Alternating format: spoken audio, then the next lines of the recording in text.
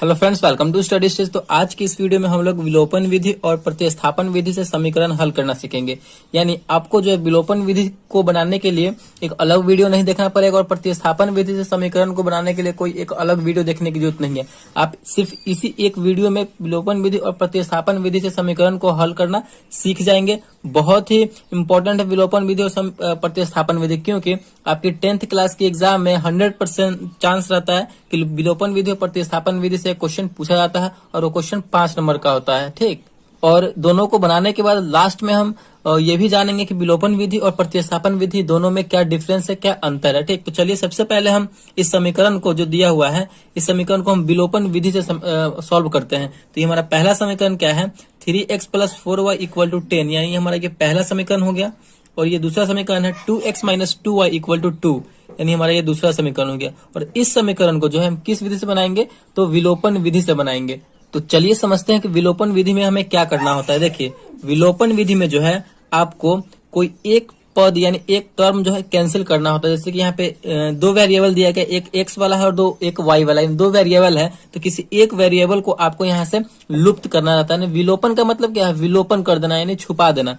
तो हमें यहाँ से कैंसिल करना रहता है किसी एक वेरिएबल को, या पे x को कीजिए या फिर y को कीजिए। ठीक, कैंसिल आउट करना होता है। तो हम कैसे करेंगे, यहाँ पे 3x है, नीचे में 2x है, इसमें y वाले में 4y है और नीचे में 2y है। तो हमें कैंसिल आउट करने के लिए एक मतलब समीकरण जो वेरिएबल है वो सेम होना चाहिए। यानी यहाँ पे 3x है तो यहाँ भी 3x होना चाहिए कैंसिल करने के लिए। अगर इसमें 4y है, इसको कैंसिल करना y वाले को, तो यहाँ 4y है ना, तो यहाँ भी हमें 4y करना होगा। मतलब इस टाइप से हमें करना है।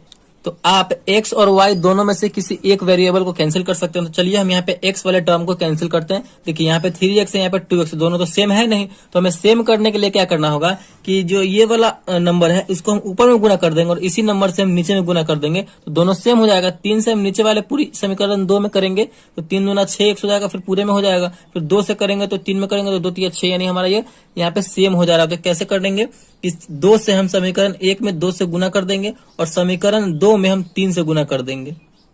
आप समझ रहे हैं ना, बस इसी टाइप से आपको करना है। मतलब आपको ध्यान से समझते चलना है। तो गुना करेंगे तो समीकरण 1 में जो है ये 2 से पूरा में गुना हो जाएगा। तो गुना कीजिए, हमारा नया समीकरण बन जाएगा 3 दूना 6x प्लस है तो प्लस, फिर 2 से 4 में करेंगे तो 4 दूना 8y = 10 में 2 से करेंगे तो 10 दूना 20। हमारा ये समीकरण तीसरा बन गया, हमारा ये नया समीकरण बन गया। फिर 3 से इस पूरी समीकरण में होगा तो 3 दूना 6x माइनस है तो माइनस, फिर 3 में 2 से करेंगे 3 दूना 6y, फिर = 3 में 2 से करेंगे तो 3 दूना 6। ये हमारा चौथा समीकरण हो गया, नया समीकरण बन गया। अब हम यहाँ पे देखिए एक टर्म बिल्कुल सेम हो गया, यानी वेरिएबल सेम है। 6x ऊपर भी है और 6x नीचे भी है, तो दोनों यहाँ पे कैंसिल हो जाएगा। तो चलिए यहाँ पे हम कैंसिल करते हैं। तो 6x प्लस में ऊपर भी और 6x नीचे में प्लस में है, तो इसको हम घटाएंगे तभी ना कैंसिल होगा। मतलब 6x में से 6x अगर घटेगा तो यहाँ पे 0 हो जाएगा, यहाँ पे कट जाएगा। तो यहाँ पे जैसे हम आप एग्जाम में लिखेंगे 10th क्लास के एग्जाम में, बोर्ड एग्जाम में, बिल्कुल उसी प्रकार हम बनाएंगे और जिससे कि आपको 5 में 5 नंबर मिल सके। तो यहाँ पे हम लिखेंगे समीकरण 3 और 4 को घटाने पर, समीकरण 3 और 4 को यहाँ पे हम घटाएंगे तो घटाइए 6x + 8y = 20 है हमारा तीसरा। चौथा है 6x - 6y = 6 है।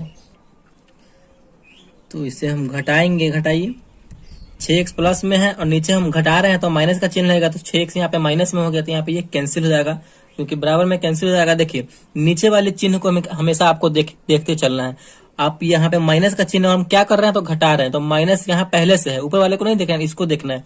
तो माइनस यहाँ पहले से है और हम माइनस कर रहे हैं, तो माइनस और माइनस मिलकर क्या होता है, तो प्लस होता है। तो अब हमारा ये दोनों जुड़ जाएगा, ऊपर वाला भी हमारा प्लस में हो गया, नीचे वाला भी हमारा प्लस में हो गया। ठीक, तो 8 और 6 को जोड़ेंगे तो हमारा हो जाएगा 14, y है तो y, घटा रहे हैं तो घटाइए, यहाँ पे प्लस का यहाँ पे चिन्ह है, माइनस है तो माइनस प्लस मिलकर होता है माइनस, तो घटाइए 20 में से 6 जाएगा तो यहाँ पे हमारा बचेगा 14। तो y बराबर, y के वैल्यू निकालने के लिए क्या करना होगा, y को अकेला रखना होगा। तो y बराबर 14 तो अपने जगह पे है, अब 14 को गुना में है, बराबर को उधर जाएगा तो भाग में आ जाएगा, तो बट्टे में 14, 14/14 यानी 1। यानी हमारा जो है यहाँ पे y का वैल्यू निकल के चला आया, y = कितना आ गया, तो 1 आ गया। इस प्रकार हमारा y का वैल्यू निकल के आ गया। अब हम इसी y की मदद से समीकरण 1 में या फिर समीकरण 2 में y का वैल्यू रख देंगे तो हमारा x का वैल्यू भी निकल कर चला आएगा। तो चलिए हम समीकरण 1 में आप या फिर 2 में किसी में भी रख सकते हैं। तो समीकरण 1 में हम इस y का वैल्यू रखते हैं। तो चलिए हम समीकरण 1 में एक y का वैल्यू रखते हैं। y का हमारा मान निकल के आया है। तो यहाँ पे हम कैसे लिखेंगे, बजाबते से लिखेंगे समीकरण 1 में y का मान रखने पर। अगर आप इस प्रकार लिख के बनाएंगे तो बोर्ड में आपको बहुत ही अच्छे नंबर प्राप्त होंगे रखने पर। चलिए हमारा समीकरण 1 क्या है, 3x plus 4y equal to 10 है। तो हमें y का मान रखना है, यानी y के जगह पर 1 रखना है। तो यहाँ पे हो जाएगा 3x प्लस 4 और y के जगह पर 1 आया है तो 1 लिखेंगे बराबर 10। 3x प्लस 4 में 1 से गुना करेंगे तो 4 हो जाएगा बराबर 10। तो 3x बराबर क्या हो जाएगा, 4 प्लस में है, बराबर के उधर जाएगा तो माइनस में हो जाएगा। 10 तो अपने जगह पर है, ये ना उधर जा रहा है, तो प्लस है तो माइनस हो जाएगा, माइनस यहाँ पे 4 हो जाएगा। तो 3x बराबर क्या हो जाएगा, 10 में से 4 जाएगा तो बचेगा हमारा 6। तो x बराबर क्या हो जाएगा, 6 जगह पे है अपने। अब 3x को हम उधर भेज रहे हैं, यानी गुना में है, बराबर को हो जाएगा तो भाग में आ जाएगा, यानी 6/2। ये कटेगा तो कितनी बार में यहाँ पे, सॉरी 6/3 है, 3 है यहाँ पे, तो 3 आ जाएगा। तो 3 दूना 6 यानी 2, यानी हमारा फाइनली जो है x का मान आ गया 2, y का मान आ गया 1। तो विलोपन विधि से जो है फाइनली हमारा आंसर कितना आ चुका है, तो x बराबर 2 और y बराबर 1 हमारा फाइनल आंसर आ चुका है यहाँ पे। तो आई होप आपको विलोपन विधि बहुत अच्छे तरीके से समझ में आ गया होगा। तो हमें विलोपन विधि में करना क्या होता है कि आपको एक टर्म को, यानी एक वेरिएबल को आप x को कैंसिल आउट कर सकते हैं या फिर y को कैंसिल आउट कर सकते हैं। अगर हमें y को करना होता तो यहाँ पे हम क्या करते कि इसमें y वाले में, ऊपर वाले में 2 से गुना कर देते तो ये मिलकर हो जाता 4 दूना 8, और नीचे वाले समीकरण 2 में हम 4 से गुना कर देते, तो 2 में 4 से करते तो 8, हमारा ये दोनों बराबर हो जाता 8, तो इसको हम कैंसिल आउट कर सकते थे। आप x को कर सकते हैं या फिर y को कर सकते हैं। तो यही करना होता है हमें विलोपन विधि, यानी एक को विलुप्त करना होता है, छुपाना होता है। इसका नाम एलिमिनेशन मेथड है या फिर लुप्तीकरण विधि भी है। तो आई होप आपको विलोपन विधि से समीकरण को सॉल्व करना आ गया होगा। चलिए अब हम समझते हैं यहाँ पे प्रतिस्थापन विधि से समीकरण को हल करना। तो इसी क्वेश्चन को जो है हम प्रतिस्थापन विधि से सॉल्व करेंगे। 3x प्लस 4y बराबर 10 और 2x माइनस 2y बराबर 2। तो इसी समीकरण को हम प्रतिस्थापन विधि से सॉल्व करके देखते हैं कि हमारा वो वैल्यू सेम आता है कि नहीं x और y का। तो चलिए सॉल्व करते हैं। तो हमारा पे वही समीकरण है जिस समीकरण से हमने विलोपन विधि से सॉल्व किया है इसको। तो चलिए इसी समीकरण को प्रतिस्थापन विधि से सॉल्व करते हैं। 3x प्लस 4y बराबर 10 यानी समीकरण 1 हो गया। 2x माइनस 2y बराबर 2 यानी हमारा समीकरण 2 हो गया। तो विलोपन विधि में हमारा क्या था कि एक पद को हमें कैंसिल आउट करना होता था, यानी छुपाना होता था, ठीक। लेकिन प्रतिस्थापन विधि में वैसा नहीं है। प्रतिस्थापन विधि में क्या है कि हमें कोई एक पद यानी कोई एक वेरिएबल का जो मान निकाल करके उस दूसरे वाले इक्वेशन में रखना है। जैसे कि अगर हम इस समीकरण 1 का जो है x का वैल्यू निकालते हैं तो इसी x के वैल्यू को हमें समीकरण 2 में प्रतिस्थापित करना है, वही हमारा प्रतिस्थापन विधि हुआ, ठीक। अगर आप y का निकालते हैं समीकरण 1 की मदद से तो इसी y का वैल्यू जो है जो निकाल के आएगा वही हमें समीकरण 2 में प्रतिस्थापित करना यानी रखना है, वही हमारा प्रतिस्थापन विधि हो गया। इंग्लिश में अगर हम बात करें तो इसे सब्स्टिट्यूशन मेथड हम कहते हैं। तो चलिए हम प्रतिस्थापन विधि से इस समीकरण को भी समझते हैं। तो चलिए आप जो है किसी एक का वैल्यू निकाल सकते हैं, x का या फिर y का। तो चलिए हम x का ही निकालते हैं। तो यहाँ पे हम समीकरण 1 को ले रहे हैं, तो यहाँ पे हम क्या लिखेंगे, समीकरण 1 से समीकरण 1 को लिए हैं। तो समीकरण 1 क्या है हमारा, 3x plus 4y equal to 10 है। अब इसी में से हम x का वैल्यू निकाल रहे हैं, तो क्या करना होगा, हमें इस टर्म को अकेला छोड़ना होगा। तो 3x बराबर क्या हो जाएगा, हम 4y को उधर भेज रहे हैं, तो 10 तो अपने जगह पे है, हम उसको भेज रहे हैं उधर, तो ये प्लस में है, उधर जाएगा तो माइनस में हो जाएगा 10 माइनस 4y। तो x का वैल्यू निकालने के लिए x को अकेला रखना होगा, तो 3 गुना में है, बराबर को उधर जाएगा तो भाग में हो जाएगा, तो हो जाएगा हमारा 10 माइनस 4y बटे में 3 आ जाएगा, ठीक। अब हमारा यहाँ पे x का वैल्यू यहाँ पे ये निकल के चला आया। अब इसी x के वैल्यू को हम समीकरण 2 में x के जगह पर पुट कर देंगे। तो हमें क्या लिखना होगा आगे, तो हमें यहाँ पे लिखना होगा समीकरण 2 में x का मान रखने पर, समीकरण 2 में हम इस x का मान रखेंगे। तो चलिए समीकरण 2 हमारा क्या है, 2x minus 2y equal to 2 है। अब इसी x के जगह पे हम ये वाला वैल्यू रखेंगे, ठीक, ये वाला मान रखेंगे। तो रखिए यहाँ पे हम रखेंगे तो क्या हो जाएगा, 2x के जगह पर रखेंगे ये हमारा 10 माइनस 4y बटे में 3 माइनस 2y बराबर 2।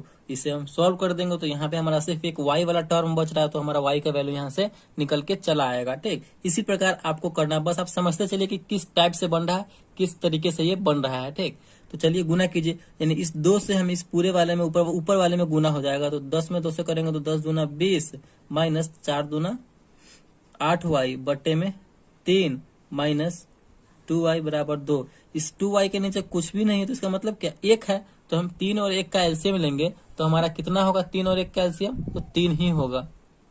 तो 3 1 का एलसीएम हो जाएगा हमारा 3, 3 से 3 कैंसिल हो जाएगा एक बार में, तो 20 माइनस 3 से 3 एक बार में कैंसिल होगा तो 8 कम 8 यानी 8y माइनस 3 दूना 6y बराबर 2।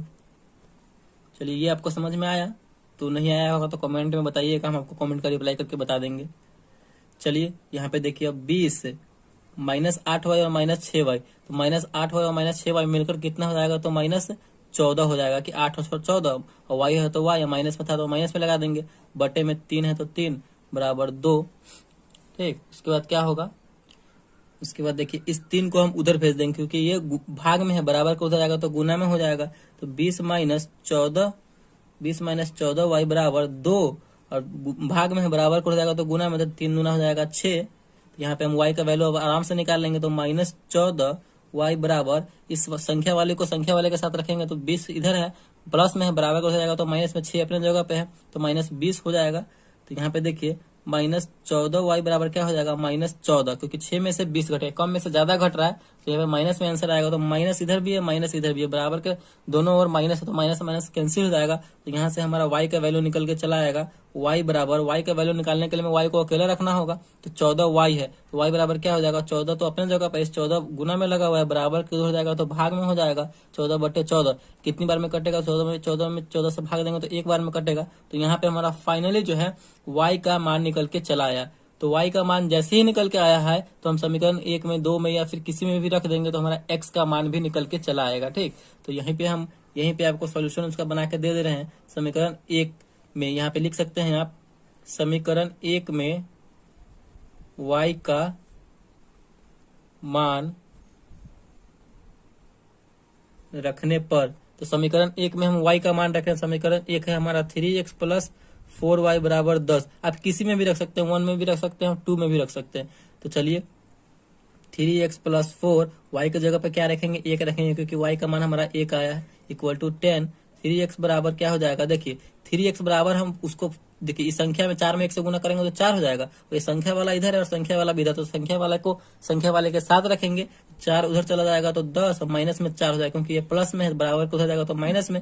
तो x बराबर क्या हो जाएगा, x का मान निकालने के लिए x को अकेला रखना होगा, तो 3 को हम उधर भेज देंगे, 10 में से 4 गया तो 6, और बट्टे में यहाँ पे भाग में चला जाएगा क्योंकि यहाँ पे जो है 3 गुना में लगा हुआ है, बराबर को उधर जाएगा तो भाग में हो जाएगा, तो 6 में 3 से भाग दे देंगे, तो यहाँ पे हमारा कट के आ जाएगा 6 बटे 3 यानी 2। फाइनली जो है हमारा x बराबर हो जाएगा 2 और y बराबर हो जाएगा 1, यानी हमारा यहाँ पे प्रतिस्थापन विधि से भी हमारा वही वैल्यू आया, x बराबर 2 और y बराबर 1, और विलोपन विधि से भी हमारा वही मान आया था, x बराबर 2 और y बराबर 1। तो इसी तरीके से हम विलोपन विधि और प्रतिस्थापन विधि को सॉल्व करते हैं। अब समझते हैं कि विलोपन विधि और प्रतिस्थापन विधि में अंतर क्या है।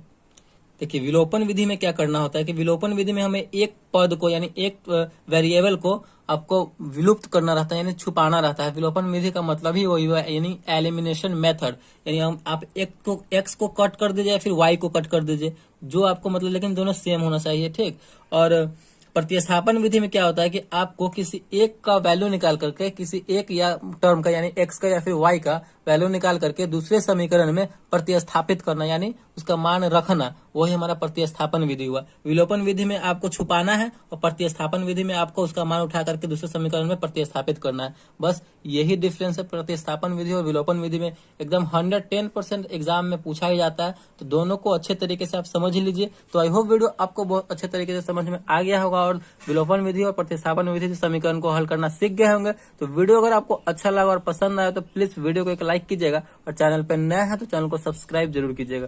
Thank you.